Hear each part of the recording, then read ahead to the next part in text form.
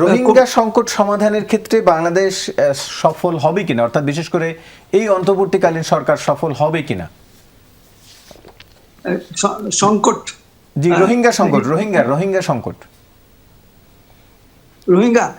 রোহিঙ্গা এটা time frame বলা ডিপ্লোমেসিতে মুশকিল, কিন্তু মার্কিন যুক্তরাষ্ট্র এটাকে অ্যাকসেপ্ট করছে যে এটা একটা জেনোসাইড, এটা গণহত্যা। এই জিনিসটা খুব ডিফিকাল্ট ছিল। মানে আমরা যে কারণে রোহিঙ্গা যাচ্ছে না সেটা আমরা ওইভাবে অ্যাড্রেস, আমাদের ডিপ্লোমেসি ওইভাবে অ্যাড্রেস করে নাই।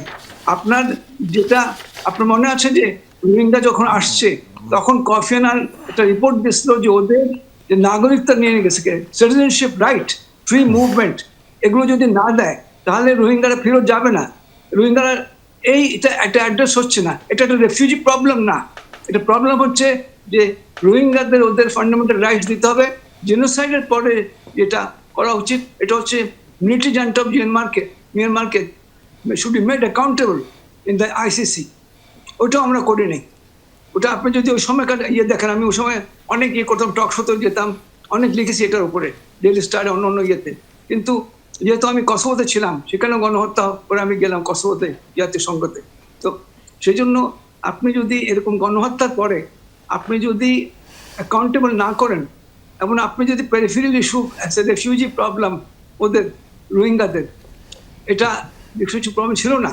এখানে তো আপনার নিয়ে আসছে ড্রাগস আর আপনার যত রকম ফ্যাক্টর বাংলাদেশে ডিস্টেবিলাইজ করার জন্য, এবং আমরা ওগুলো গ্রহণ করছি। কিন্তু আমরা ওই সময় যখন international opinion totally against Myanmar military junta ছিল, ইভেন অং সান সু কি নোবেল প্রাইজকে বলছে নোবেল প্রাইজটা নিয়ে নেওয়া উচিত, তখন আমরা we did not strike with the iron hot.